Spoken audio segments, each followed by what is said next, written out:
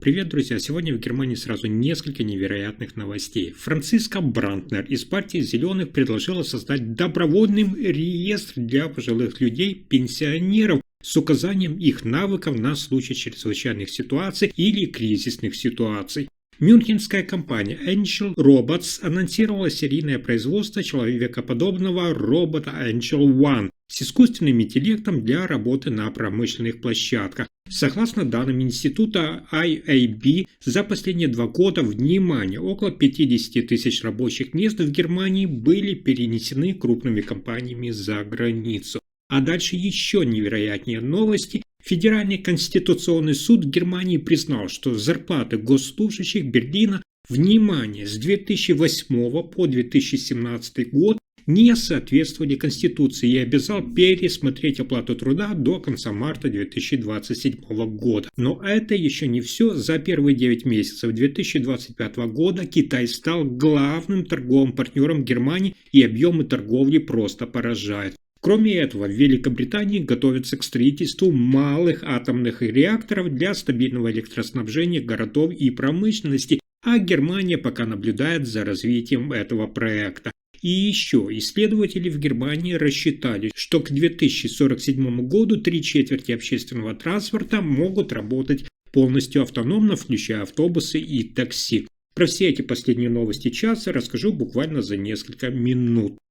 Итак, глава партии «Зеленых» Франциска Брантнер предлагает создать в Германии, внимание, добровольный реестр для пожилых людей-пенсионеров, куда они могли бы записаться и указать свои навыки на случай экстренных или критических ситуаций. По ее мнению, в сложных ситуациях нужны не только молодые специалисты, но и люди, которые умеют работать с технологическим оборудованием, в логистике или готовить еду для большого числа людей. И возраст в этом не помеха. Брантнер говорит, что это справедливый способ вовлечь все поколение, все должны внести свой вклад, и предлагают новое поколенческое соглашение, где пожилые люди тоже участвуют в этом активно. Идея состоит не в возрасте обязательной службы, а в возможности для людей добровольно помочь обществу, используя свои умения. Следующая новость – одна из самых интересных инноваций в Германии. Мюнхенская компания Agile Robots планирует с начала 2026 года запускать серийное производство человекоподобных роботов. Новый робот будет называться Agile One и иметь руки, ноги и голову. Он рассчитан на работу рядом с людьми и другими машинами на промышленных площадках. Agile One будет использовать искусственный интеллект, обученный на данных из промышленных процессов, а его рука очень точная, по словам создателей, одна из самых прецизионных в мире. Робот сможет не просто выполнять задачи, но и разговаривать с людьми. Даже в демонстрации видно, как он взаимодействует со служащими компании. Генеральный директор Agile Robots Japan Чен объясняет, что цель создать поколение физического и искусственного интеллекта, то есть роботов, которые не просто думают, но и воспринимают сам физический мир и действуют в нем. Компания была, напомню, основана в 2018 году группой ученых из немецкого центра авиации и космоса. В 2024 году Agile Robots заработал около 200 миллионов евро и имеет более 2500 сотрудников в Германии, Китае и Индии. Agile One – это не просто один робот, это часть большой идеи создать умную сеть автоматических систем, в которой роботы учатся друг у друга и работают в связке. Следующая новость связана с актуальными изменениями в экономической политике канцлера Фридриха Мерца. В Германии за 2 года, внимание, сразу несколько крупных компаний перенесли часть своих рабочих мест за границу. По данным института IAB, речь идет примерно о 50 тысяч рабочих мест, которые исчезли внутри страны после таких перестановок. Сами компании объясняют такой шаг несколькими причинами. Главная причина в том, что за рубежом зарплаты заметно ниже, а значит и производство становится более экономичным. Кроме того, фирмы говорят о стратегическом решении. Им выгоднее распределять производство по разным странам, чтобы уменьшить риски. Свою роль играет и нехватка квалифицированных сотрудников в самой Германии. Многие предприятия просто не могут закрыть вакансии. Больше всего переездов связано именно с промышленностью. Часть компаний выбрала или другие страны Европы, а часть более дальние регионы мира. При этом сами предприятия признают, перенос рабочих мест не всегда идет легко, и возникают бюрократические сложности и вопросы, насколько экономия действительно оправдана. Но на этом сюрпризы дня не заканчиваются. Федеральный конституционный суд Германии признал, что заработная плата государственных служащих в Берлине на протяжении многих лет была не соответствующей Конституции. Речь идет о периоде примерно с 2008 по 2017 год.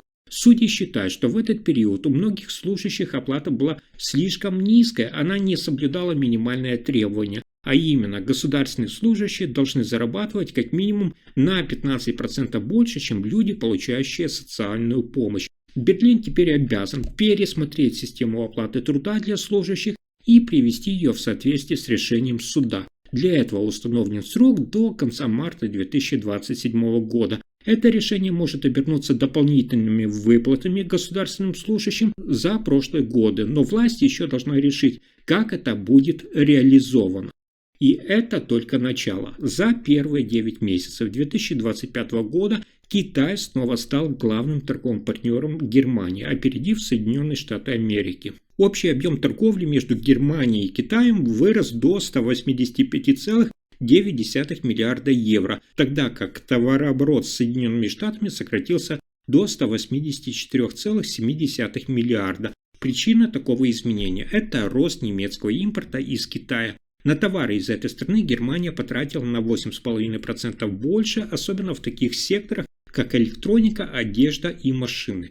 При этом экспорт из Германии в Китай упал примерно на 12%, тогда как в Соединенные Штаты Америки он сократился на 7,8%. Экономисты объясняют такой сдвиг торговых потоков американскими тарифами и другими барьерами. Немецкие товары стали хуже продаваться в Соединенных Штатах Америки, а китайские поставки, наоборот, активнее заходят на немецкий рынок. Это изменение увеличивает экономическую связь Германии с Китаем и вызывает вопросы о долгосрочной стабильности торговых потоков. А дальше еще интереснее. Великобритания готовится к строительству первых небольших атомных реакторов, которые вырабатывают электричество. Эти установки будут значительно меньше обычных атомных станций и потребуют меньше времени на строительство. Британское правительство видит в них возможность обеспечить страну стабильной и более дешевой электроэнергией, снизить зависимость от внешних источников и создать новые рабочие места.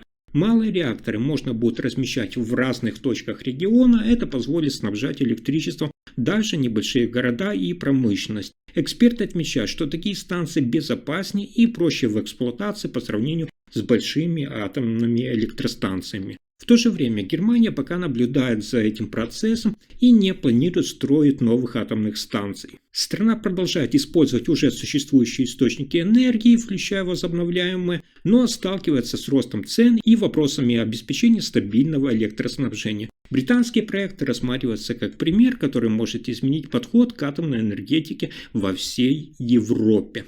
И напоследок, невероятная новость. В Германии исследователи изучили, сколько денег можно сэкономить, если автобусы и такси в городах станут полностью автономными, то есть без участия водителей. По их расчетам, к 2047 году около 3/4 общественного транспорта может работать самостоятельно. Для этого потребуется около 85 тысяч автономных транспортных средств. Большие автобусы на 60 пассажиров, маленькие на 16 и специальные такси-шаттлы. Инвестиции в такую систему к 2047 году могут составить около 5,7 миллиарда евро. И главная экономия будет за счет того, что не нужны водители. Уже к 2035 году государственные дотации на каждый километр движения автобуса могут сократиться почти наполовину или даже больше, в зависимости от типа транспорта. На этом пока все. Вы слушали последние новости Германии. Если информация оказалась полезной, ставьте лайк, подписывайтесь на канал и делитесь видео.